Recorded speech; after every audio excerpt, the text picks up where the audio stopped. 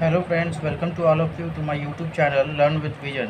दोस्तों, आज मैं आपको पाटलिपुत्रा यूनिवर्सिटी का पार्ट सेकंड का क्वेश्चन पेपर दिखाने जा रहा हूं और उसका कुछ ऑब्जेक्टिव सॉल्यूशन भी दिखाऊंगा जो आपके लिए आने वाले एग्जामिनेशन जो 2022 में है, तो पार्ट 2 का लिया जाएगा एग्जामिनेशन, उसके लिए आपके लिए बहुत ही हेल्पफुल रहेगा। तो चलिए शुरू करते हैं दोस्तों। मेरा नाम अमित कुमार और शुरू करने से पहले मेरे चैनल को subscribe, like, share and comment जरूर कर दीजिएगा।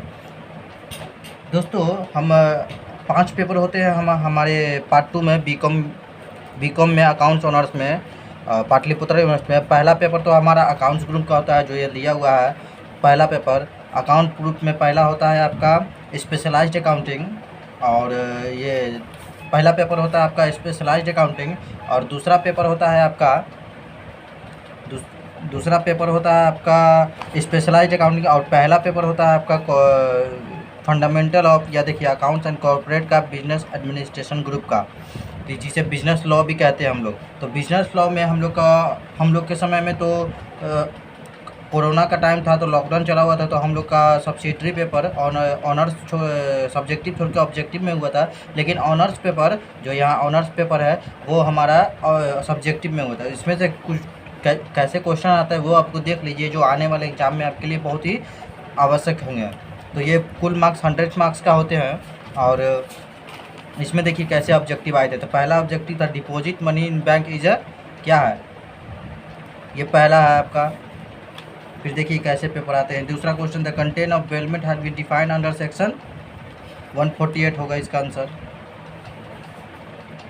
विच of the following are specific good, ये सब देखिए क्वेश्चन, ये आपको ये आने वाले होंगे। ये आपको देख कर अनुमान लगा सकते हैं कि आपके कैसे क्वेश्चन आ सकते हैं आने वाले एग्ज़ाम में।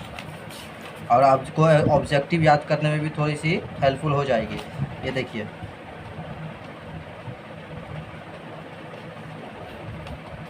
द हेडक्वार्टर ऑफ MRTP, ये देखिए number of office chairman and member of appellate tribunal under FMI is.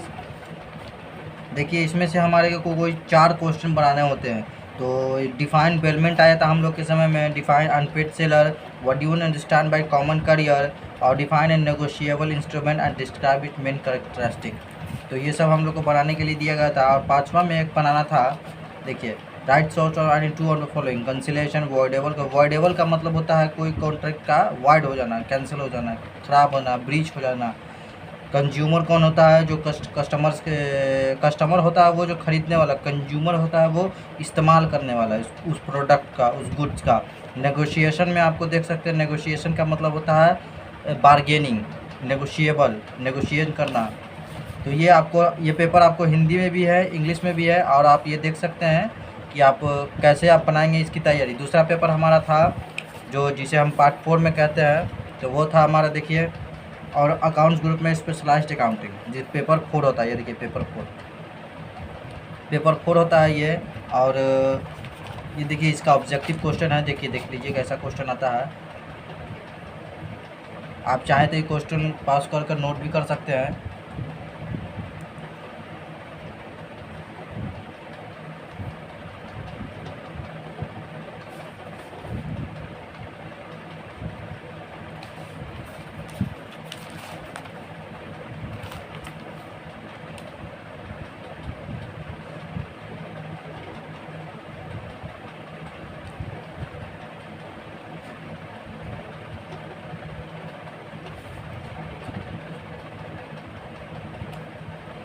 देख लीजिए, देखते रहिए, क्वेश्चन मैं पलट रहा हूँ।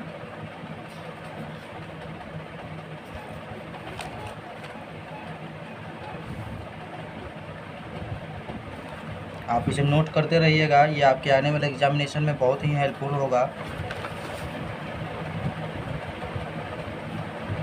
देखिए यहाँ दोस्त आया था, what are the salient feature of double account system. Double account system और डबल एंट्री अकाउंट सिस्टम दोनों में बड़ा फ़र्क होता है। डबल अकाउंट सिस्टम होता है जिसमें डेबिट, डबल अकाउंट होता है जिसमें 2 बैलेंस शीट बनाया जाता है, 2 बैलेंस शीट, और 2 इनकम स्टेटमेंट, प्रॉफिट स्टेटमेंट।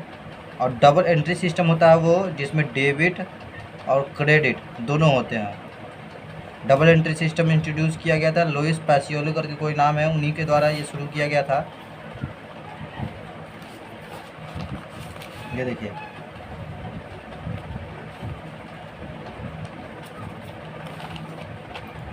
दोस्तों आप कुछ बनाए या ना बनाए, एक आपका प्रैक्टिकल क्वेश्चन ज़रूर बना लीजिएगा, ये आपको नंबर स्कोरिंग करने में ज़्यादा फ़ायदेमंद होंगे।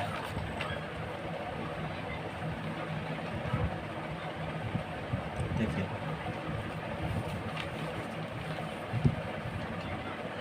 बैंक का प्रॉफिट एंड लॉस स्टेटमेंट कैसा नमूना होता है, मॉडल दिखा देना था। ज़्यादा क्वेश्चन उतना उस समय हार्ड नहीं था, लेकिन ये देखिए 10 नंबर क्वेश्चन में 2 क्वेश्चन एक्सप्लेन द फॉलोइंग आपको दिया हुआ है। देखिए हिंदी में भी देख लीजिए आप। तो दोस्तों ये था फोर्थ पेपर हम लोग का ऑनर्स का स्पेशलाइज्ड अकाउंटिंग। थर्ड पेपर होता है हम लोग का बिजनेस अकाउंट्स। दोस्तों ये हमारा ऑब्जेक्टिव क्वेश्चन आया था प्रीवियस ईयर का। देखिए planning and development economic development पर, तो इस पर टिक लगा हुआ है। आपको ये देख लीजिए, आपका ऑब्जेक्टिव 20 मार्क्स गेन करने में काफ़ी फ़ायदेमंद होंगे। देखिए हिंदी में देखिएगा, हिंदी में देखिए। देखिए ये सील आया था हम लोग को, ये सील दिया हुआ है, ये हम लोग को सील आया था। देखिए आराम से इसको देख के अगर आप चाहें तो नोट कर सकते हैं। हम लोग के पास तो 100 ऑब्जेक्टिव था, लेकिन इस बार का नियम चेंज हो गया। अब ऑब्जेक्टिव नहीं, सिर्फ सब्जेक्टिव ही लेंगे पेपर।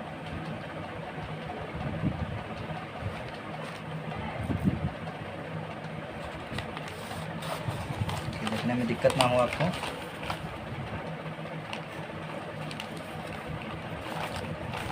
देखिए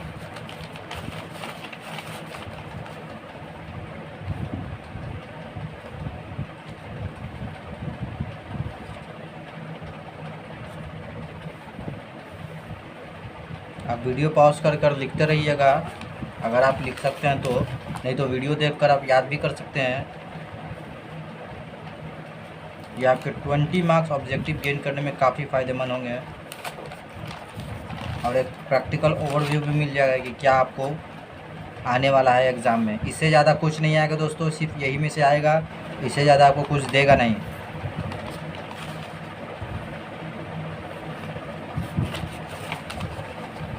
आप वीडियो पॉज करके लिखते रहिएगा।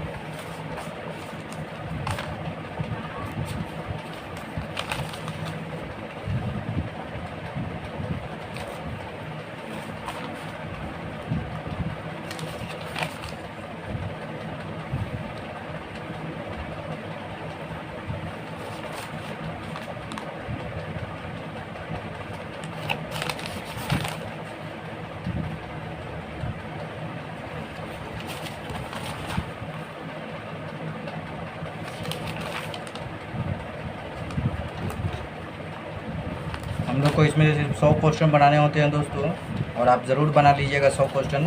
तो आप लोग को तो सिर्फ 10 क्वेश्चन ही बनाने हैं, ये आप याद कर लीजिएगा, बहुत ईजी है। क्वेश्चन याद करना उतना कोई हार्ड लगता नहीं है, हार्ड है नहीं। हम लोग 100 क्वेश्चन बनाए थे। ये हमारा हो गया प्लानिंग एंड इकोनॉमिक डेवलपमेंट का क्वेश्चन। ये हमारा हो गया मनी एंड बैंकिंग का क्वेश्चन, जो सब्सिडरी का पेपर है।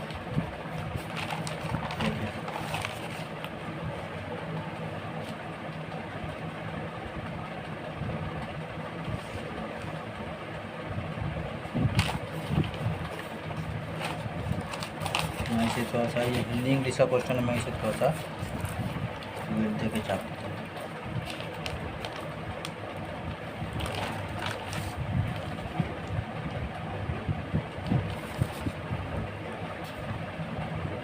आप सिर्फ इतना ऑब्जेक्टिव याद कर लीजिएगा, आपका 20 मार्क्स अलॉट कर दिया जाएगा। कहीं गया नहीं है आपके पास से 20 मार्क्स।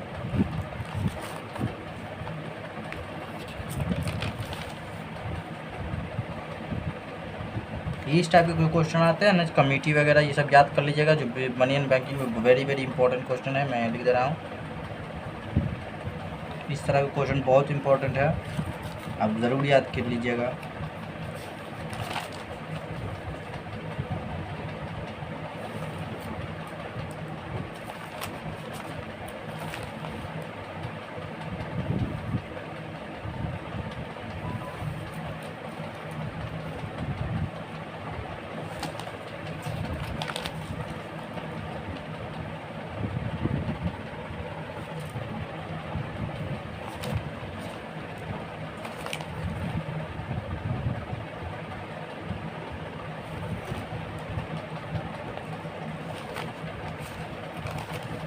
देखिए 100 क्वेश्चन बनाने होते हैं, यहाँ 100 से ज़्यादा में टिक लगा हुआ है, लेकिन 100 क्वेश्चन ही है।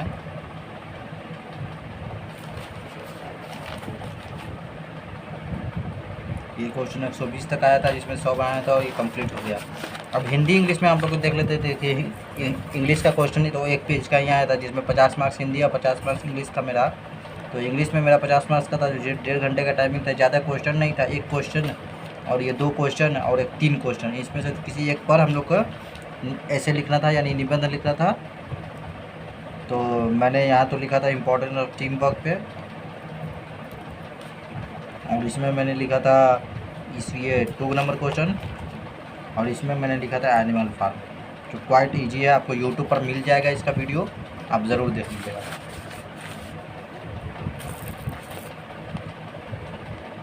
ये देखिए हमारा हिंदी का क्वेश्चन है। इसी में से आपको कुछ पूछेगा, इससे ज़्यादा कुछ पूछेगा नहीं आपको। पैटर्न भले चेंज कर सकता है, क्योंकि इस बार सब्जेक्टिव, ऐसे तो सब्जेक्टिव में यही लेगा, हिंदी में आपका ऑब्जेक्टिव हुआ नहीं था, तो सब्जेक्टिव पैटर्न यही होगा। सिर्फ सब्सिडरी का पेपर का पैटर्न चेंज करेगा।